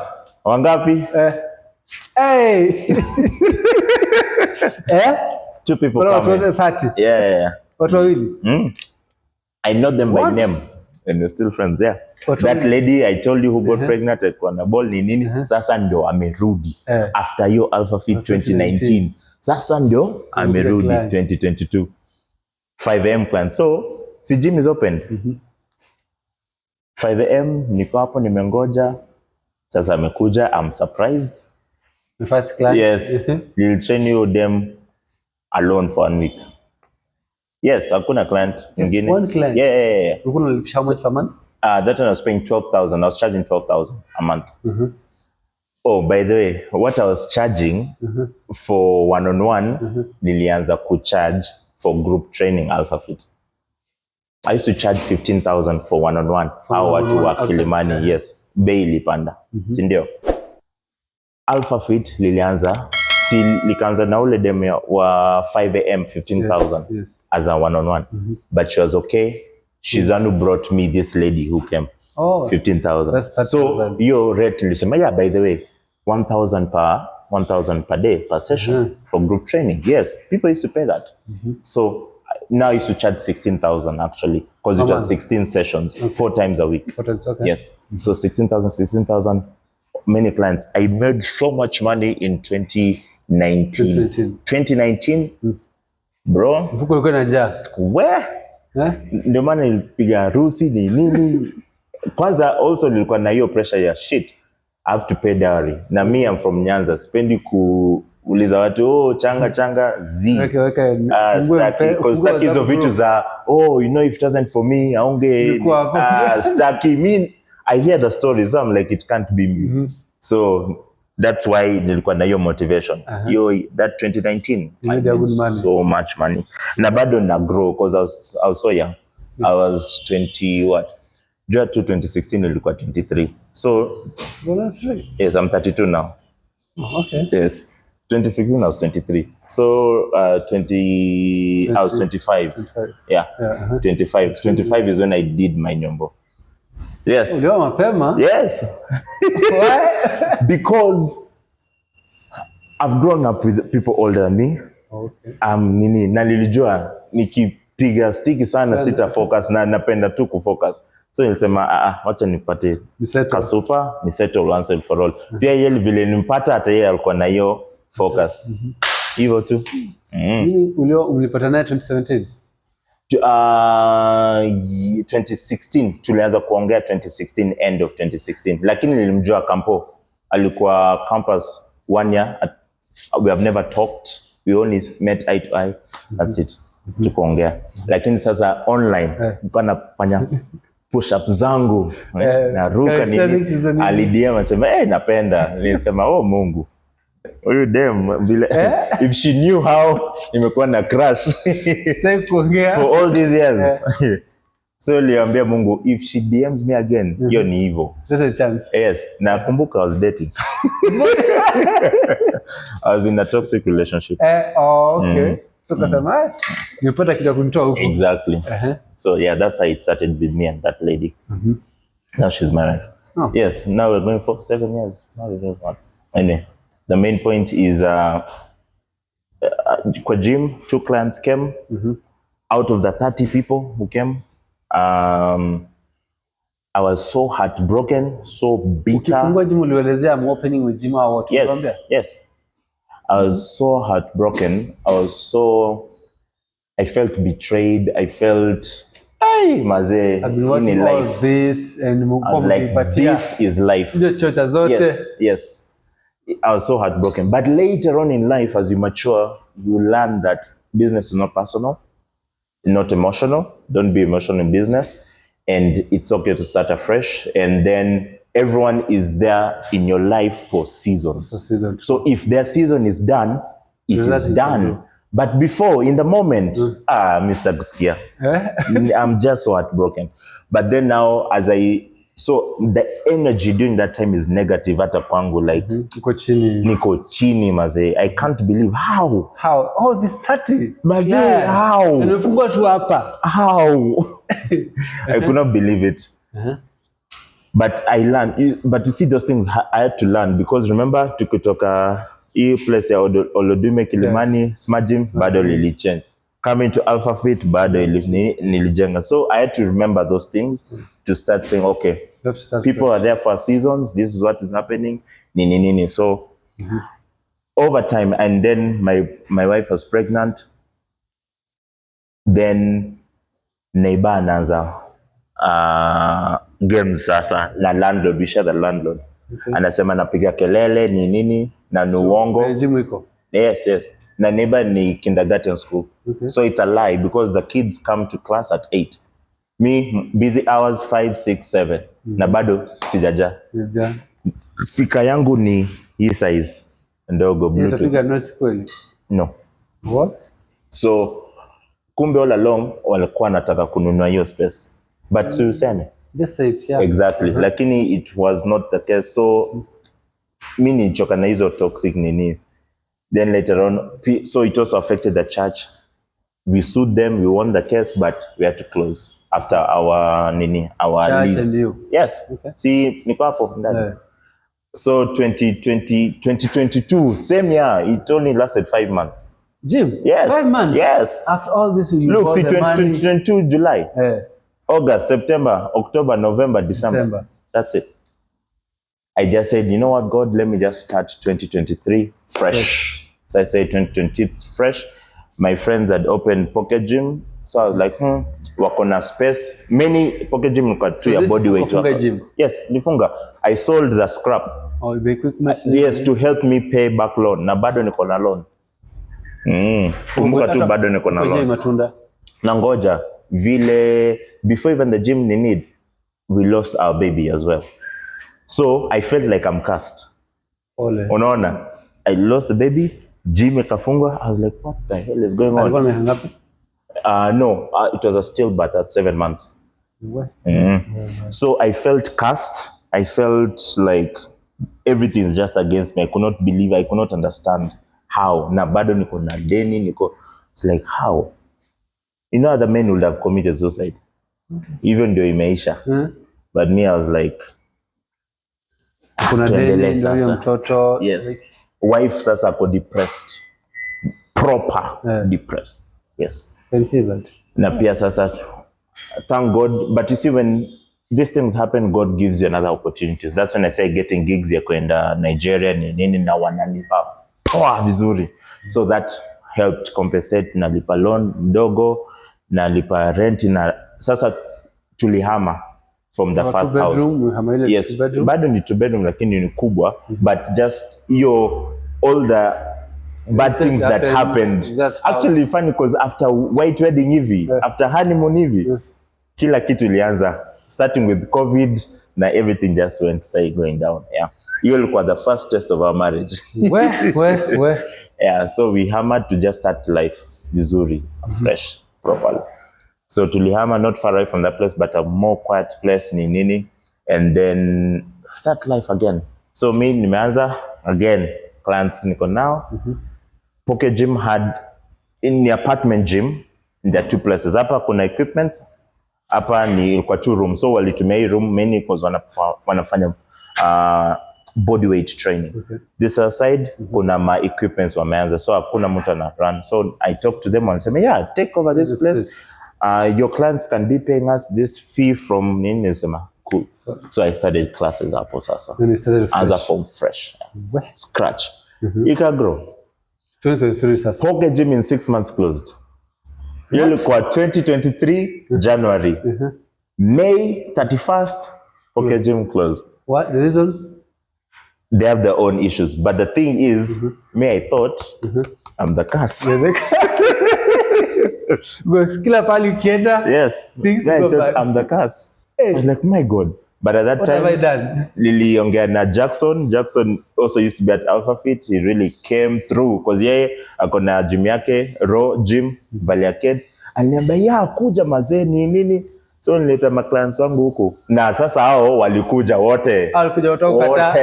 Walikuwa ngapi? There are 25 there. I grew Pocket Gym. Wow. Yes. Walikuja wote. How much? The same 12,000. 12,000. Yes. What? You remember? See, before COVID, nilikuwa nalipisha 16,000. 16,000, yes. COVID, you can't go back to charging 16,000. You can't. The economy went down, everything went down. So it was now 12,000. So 12,000 at Pocket Gym. I mean at Raw Gym na Pocket Gym. Zote. And even my first gym, 12,000. Yes. So now at that time, it's at that time that my mind was coming back to being grateful. What God has given me. Hatujawai lala njaa. We have always paid rent. Bibi bado ako sawa. Nini. So I just said, okay, God, with what you've given me right now, let me use it to the best of my advantage. That was my mindset. The little that I have, let me take care of it and build from there. Ni kama your parable in the book of Matthew, the parable of the talents, where mzee anapatia huyu jamaa 3 coins, huyu 2 coins, huyu 1 coin. Moja aliweka tu kwa vumbi, buried it and left. Another invested. Huyu mwingine pia aliinvest. Anasema, master, then yawe, this is what I did. I've grown it from this to this. Huyu mwingine hivyo hivyo. Huyu jamaa mwingine walimtoa kwenda huko. So I resonated with that and I said, let me use the little I have. So I said, you never know what you're building. And that is exactly what happened because I just built my clientele. At a Raw Gym, nearly build at a Raw Gym. Until now, when opportunity now came now for, I was still looking for space all that time. All that time. Give up I didn't. Look, because I still have bills to pay. I still have to build my brand and my clients have to take care of my clients. So when I close the gym and start afresh, there are actually guys who said, hey, by the way, hapa ni poa cause unajua kuvuka barabara, nini kuvuka kwenda, you said as though you're going to Karen, kuna hiyo traffic ya Kingara Road, singeweza, lakini hapa tuko sawa cause ilikuwa keleleshwa. So I grew very well. Raw Gym, I grew again very, very, very well. And then, bado nilikuwa tu na upunga hapo. Huyu Petero. Nilikuwa naye? Petero limitoa House of Sweat. So, we grew very well. Then now, got the opportunity to, bado natafuta space. All that time, from 2023 nini natafuta space, nilipata space of Lavington Mall, iko opposite F45. Nilisema how? Ni kama tuko hapa na kuna gym nyingine hapa. Same, yes. And same style of nini, business model. I was like, how? Wali hold your space for a whole year. Alafu alisema wacha tu. Walinidanganya ati imechukuliwa, kumbe it was not. So when they told me that, my head opened up to look elsewhere. So bibi alinishow, by the way, let's check Kilimani. Ulisema ad life ni last case scenario. So vile niliona tu kwa gg.com, kwa app, hii space ni wapi? Nika call broker aliniambia niko town, lakini space iko ad life. Enda tu, utapata caretaker, mwambie nimekutuma ni nini. Nilikuja that same time. Yes, nikapata hiyo space ni hapo opposite kuna hiyo saloon. Ilikuwa hiyo space. So mimi na wife nimeanza tu kupanga vile gym tuko pamoja. Akiateka na kuja juu from the lift alisema si hii imechukulia. I'm like, oh my god. Again. Oh my god. I could not take it. Then said hapana, kuna ingine hapa tu. So alituleta hapa sasa. Wow. I was like, okay, this is nice. Hii kuna all these windows. Yes. It's only the corner house. Yes. I'm like, si big vile nilikuwa nataka, but it's perfect location, iko sawa. Yeah. And that's how this happened now. And that's it. Yes. That's Mungu 2023. alikula. That's from 20, that's now 2024. Okay, ulifungua lini? We opened September. September is when we started testing. October is official. Wow. Yeah, September 1st last year. Yeah. Uko expecting any like before? All the clients came. Wow. Water. This is a different story. Water from no, not all. Actually, I lost like maybe 3. No, I lost 2 clients. I lost at that time I'd grown to 25 apple. But I lost 2 couple because they're pregnant, and I lost 2 ladies. That's 4. Yeah, but now when we started there, we started with 15. Yes, so I had to go 35 up. We are growing, yes. That's fine. Yeah, lakini bado, man, bado. But it's a very yes, good but still, it's a very yes. good progress. Yes. 1 year and a half. We're not at a year. See, ilikuwa last year. Tuko 2025. That's a September. Very good progress. Yeah. Very good progress. Yeah. So if you look at your journey, what is one thing you've learned kwa hiyo yote? Kitu gani umelearn? Mungu, because me, I'm a very prayerful person. God will never let you down no matter what. That's number 1. Another thing is never do things alone. Ile bitterness nilikuwa nayo when I started my own gym, nilisema investor nifanye hivi, wacha nianze. Exactly, never do things alone. Mostly if it's a big project, and then do not take things personal. You're not the center of everyone's life. Sure. Let me say, yeah. So don't be entitled. Yes. So I let go, like all those guys who were supposed to be my investors were still friends. Okay. They were still friends to death. Yeah. So I just let it go. I was like, man, in life, even them, they have their own issues. Kwani. Either way, they were there. They had the heart to help, to support. Yes. And then surrender everything to God, because even this place, setting it up, also has its own story. You see. Yeah, it also has its own story, because niko na loss ya 1 million China goods zilibaki huko. 1 million? Yes, that was deposit. They were branded Adromax zote, dumbbells, kila kitu. So let me ask you, how did you import all this machine? No, this one's now I got from Upper. From Kenya? Yes, because the other sasa hiyo ilisha. Hiyo ya China. Ilikunywa maji? See, yeah, hivyo. It was just misunderstanding with the supplier. That's what happened, yes. Uliongea naye ukaongea naye akakwambia anything? Because when I made the first deposit, and this is free for all of you people to hear, when I made the first deposit, I made it a wire transfer. No. And I wanted it to be like a higher purchase. But nilikuwa na hiyo, they need as I chase the bank for higher purchase. Na bank inachukua time long, na nimesha lipa 3 months in advance, na zinaanza kuisha. I was like, I cannot wait. So even and they refused to change it back to bank. Yeah, no, China. Walikata change it back to LLC. That is whereby the bank pays on your behalf. Yes. So now I had to look for money up. Now bad, yes, to now buy, yes, to now get equipment, and God came through. Yeah. So that's how the whole thing happened. Was that not just easy, just to make a pesa to once likapua? No, haikuwa once. It was faith. You're starting but hauna enough. You understand? Yes. Unaanza tu ni kama umeanza kujenga home, umeanza tu na foundation. Na back to like hivyo tu.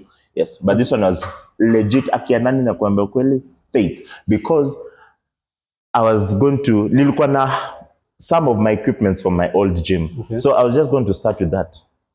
Na lilianza hivyo. September lilianza hivyo. Ni carpet ni floor. September I borrowed cash to get this. And from a person who now had to become my partner, I had to get this. It was even a client to get the flooring, so that sasa nianze na vitu niko. Just dumbbells. Yes, exactly. So lilianza tu hivyo. Machine is really. Yes. Then later on more money came. Now sasa ndio nikamaliza. Wow. And that was September. End of September in 2 weeks. Hizo 2 weeks ilikuwa refu sana. Then now October tulikuwa na hizi zote sasa. Gym is fully walikuwa tu sawa na kuja they train. Yes, walikuwa sawa, walipenda. Walikuwa very yes, exactly. Yes, and also now you learn how to business, you're growing in business. True. You understand? Yeah, yes, I went to shule, but kwa ground different. Yeah, very, very different. So if you look at the last competition you sema ulifanya 20? The last competition I did was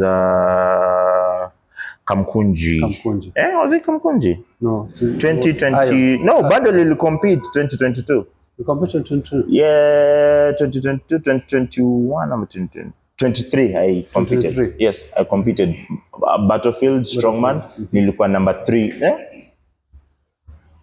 I think I was number 2. Powerlifting nilikuwa number 1. Yeah, 2023. I think that was my last competition. Yeah, powerlifting Battlefield. Yes, 2023. So do you still competing? So I got an injury last year. Yes. When I was preparing for Battlefield. I was going to change watu hapo. And it was my last week of training. Imagine. Last week? Yes, last week. Last squats, last deadlift, ilikuwa hivyo. Mistake ilikuwa ni gani? I didn't go for physio. I started becoming tight. Na nilisema wacha nitaenda after comp. That was enough, man. Set 1 ilienda vizuri. Set 2,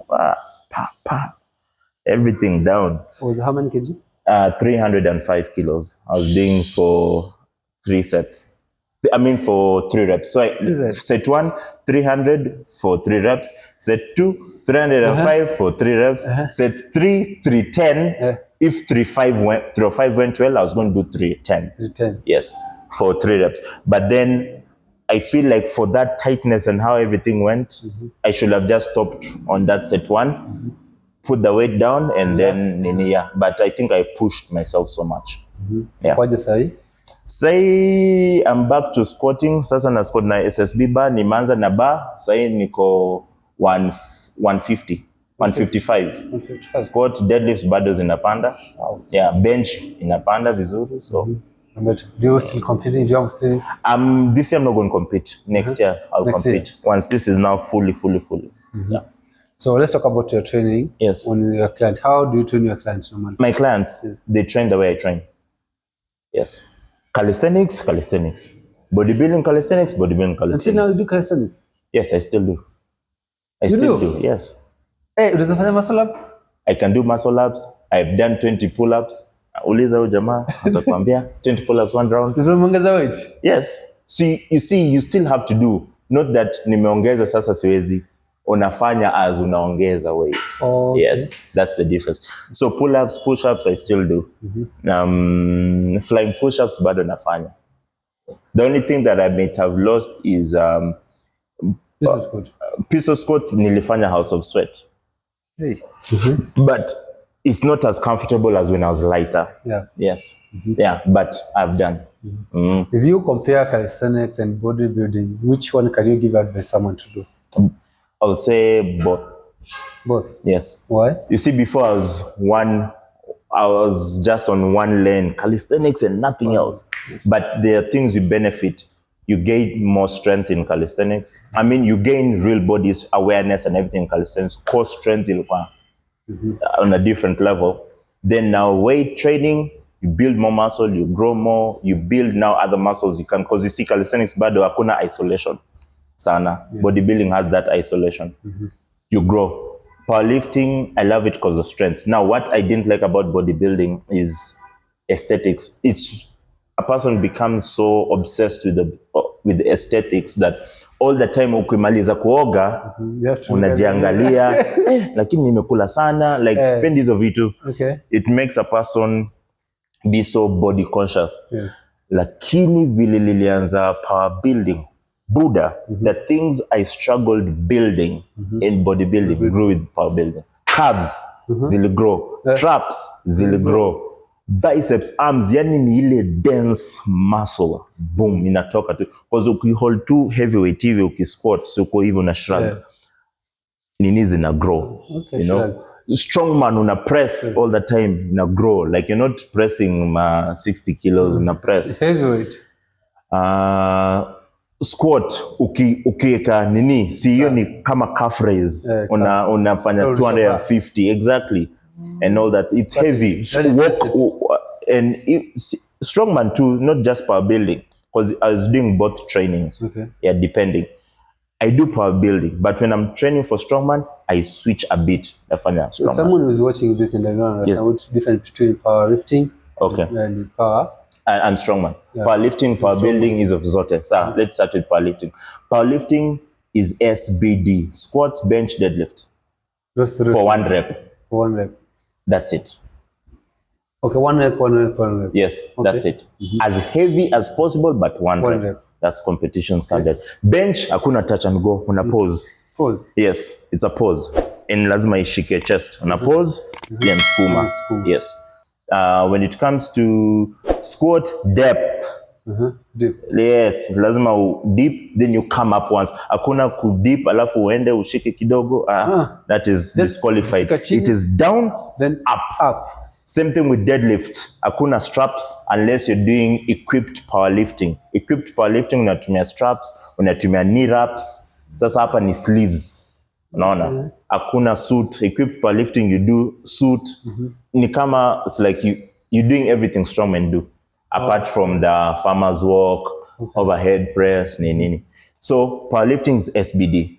Power building is SBD with accessory power building. So meaning kama ni bench day unaanza na heavy according to your program, strength best, 5 reps, 6 reps for sets bench. After that sasa unafanya bodybuilding movements like incline bench, sasa rear delts, side delts. That is it. You understand?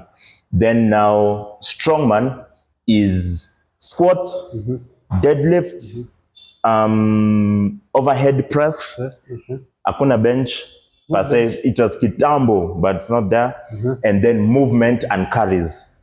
We call them carries. Walking. Yes, movement, walking and carries. So we have farmer's walk, we have load, we have the sack, we have everything functional, very, very functional. That is now strongman. Yes. Okay. So that's the difference between that's the difference. Yes. And strongman and powerlifting itself. Yes. Power building was just formed as a way of training. It's not a way of competition. The way of competition is powerlifting and strongman. Those are the two. Just two. Yes. But building is, there's no federation, there's nothing about it. It's just a way of training. Just a training. Yes, so when you're training a client, that's the same thing you do. Yes. I baby it down. From what I do, I baby it down, and then after babying it down, I still make it doable for them in the case, I mean, considering that they are employees or they run their own businesses. They're not going to compete like me. They have families, they have children, they need to recover, they need to function. So I'm just improving their life. But the movements are the movements I do. Okay, the same thing. Yes. But now how Nazipanga is in a way that their recovery is good. Okay. Yes. So give someone who's, they say I'm working from office. Yes. Give me routine, what you're supposed to do. It first has to start, what level of fitness are you, first of all? Do you have experience working out? No. All that stuff. So if we'll start with basics of just movements of, we start with bodybuilding. I mean, we start with body weight workouts, strengthening core. That's always number one, and learning movement of the workouts, of deadlift, of bench atuanze sasa na hii, tunaanza na light dumbbells, learn the form as you do that. Pole too. That's how we start. Okay. Yes. Someone is watching is asking, why should I pay ALVIN my money to give me his program? Meaning, just in the... Well, if you want real customization and real follow-ups, like real accountability, like wait, umeenda gym leo, such stuff, and then advanced. You're getting all my 10 years of experience as a professional in this. Mimi nimefanya a lot of trial and error. Lakini hapa utafanya trial and error. So that is why you need to give me all your monies. And then I've not had my clients get injured. I think I've only had 2, and it wasn't even bad injuries. Yes, ever. Yes. Me, I've gotten injured. I get injured so that you don't get injured. Okay, I get never injured. Yes, because even me, like after I knew how to squat. I mean, when I got this injury, I told my clients, wait, fanye physio sasa. Every month kila mtu afanye physio. I partnered up with the physio tunafanya physio. After every that, month? Yes, every month. Wow. After partnering with the physio pia au wanakuja hapa wana train, because I don't work with physios who do not train. Yes, there's a difference. They have to know how to relate. True. Yes. And then after that now nutrition pia tunafanya as well. So it's all rounded. Yes. So you do nutrition, physio training. Yes. So kulipa package yako yote unapata kila kitu. Yes, kila kitu. Ambako iko sawa. Yes. So the best diet for someone to weight loss? There's no best diet. It's the best diet. The best diet is the one that you can sustain and you can do without stress. Then you enjoy. Because kama ni kitu kama nimekuja kwa jikoni nimetoa kila kitu, it's not sustainable. But something that your body adjusts to pole without even noticing, without it fighting back hard, is the most sustainable. That is the best diet. So if for you, vile unamka mapema haupendi kula food asubuhi, it's fine. Hiyo asubuhi hautakula. Lakini I like making your diet according to your training.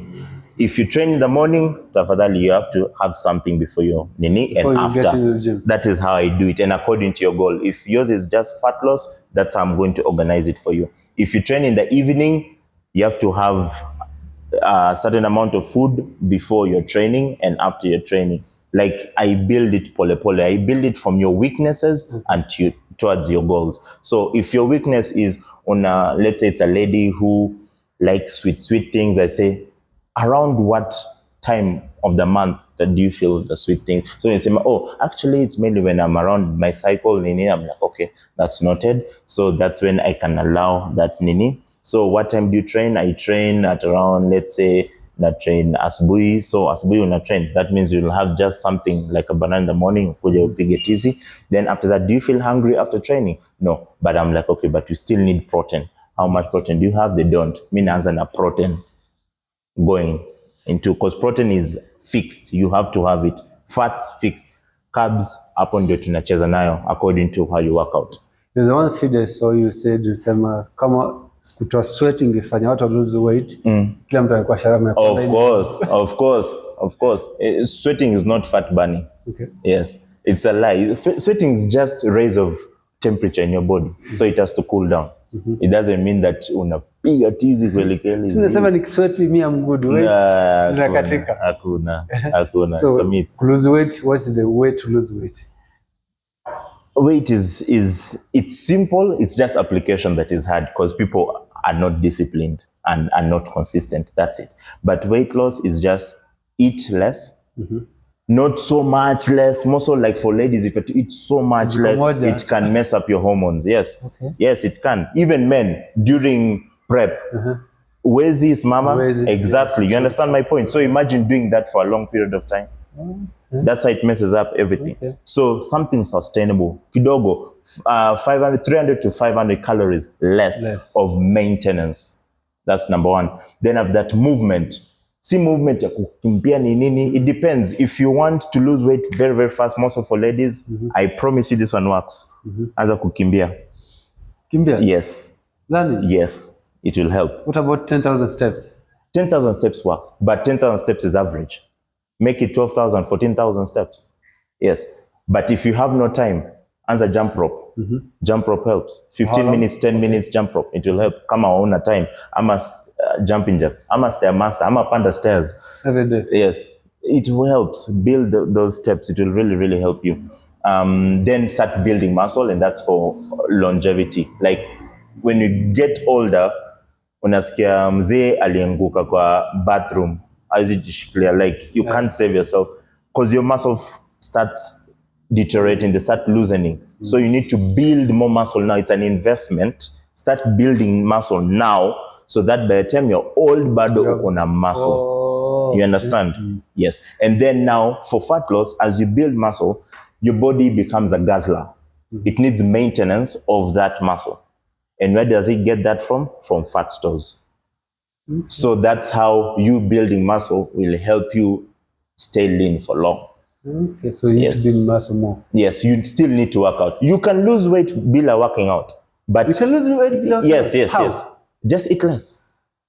Eat less. If someone is saying I'm eating less but I'm not losing weight. No, they're not, because they're also not moving well. But trust me, eating less. Like for example, these kids who are in Turkana Nini who have no, do you see them big? No. Wanafanya vitu like energetic, nothing. We can find people that say I eat only once, Yes. 1 meal per day, Yes. but I'm not losing weight. There are very many things, even in that 1 meal, you have to check. There are many factors here. You have to Having check. more protein, When people say, I'm eating 1 meal a day, but I'm not losing it, I like to tell them, send me pictures of everything that goes into your mouth.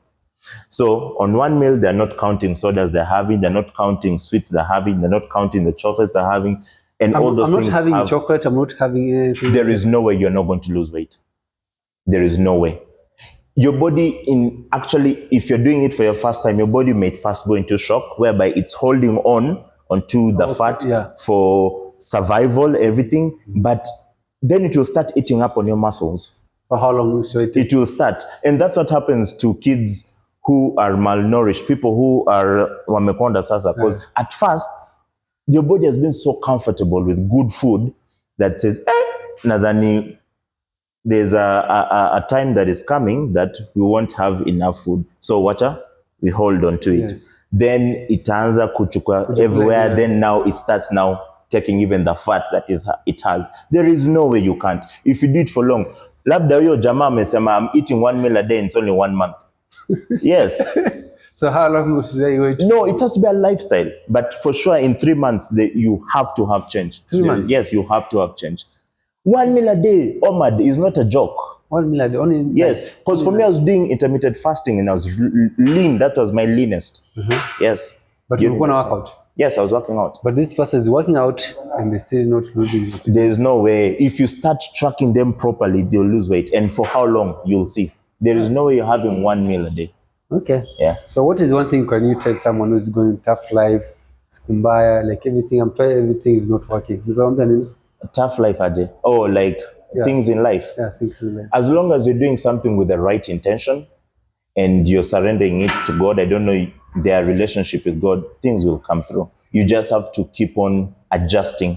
Hii haijawak, haya wacha nijaribu hii. Haijawak, nini hivyo. You keep on having that intention of kusukuma tu mbele. There is no way you won't figure. Mm-hmm. Okay. And how do you keep your client and how do you get your client? Make them your friends. How do I get my clientele? Yes. Of course, talk to your clientele. I noticed most of my clients are ladies. So now I was like, I have general content, but I've not been talking to my real clients. So right now, let me start talking to my clients. And that's why now all my content's ladies, because those are my clients. Okay. For real, they're my clients. Then now from there, how do I maintain them? Yes. You have to be your friends, check on them, care for them. That's it. Ukumsik, leo sijakuona gym, kuna shida, uko sawa? Nini? Oh, pole, umekunywa dawa, nini? Wow. Oh, pole, haya kata wapo. Hakuna do, okay. Let's do this, I could give a discount here. You're failing to come back to the gym, pole. Let me give you 3 sessions free. Then from there, it will help you build back momentum. That is real business. Think about Muindi. Mm-hmm. Go to the shops in Ngara. Oh, nataka hii. Nitakupatia hii extra on free from, like wanakupatia free. Yeah. So you'll go back there the next month. Sure. Same thing. You can make your clients your friend. Make your clients your friend. Like genuinely care for your clients. Okay. They don't have enough clients. Si kama Zuku, awapigi when the internet is wrong, but when it's time to pay back, they wanapiga. That one, everyone repels it.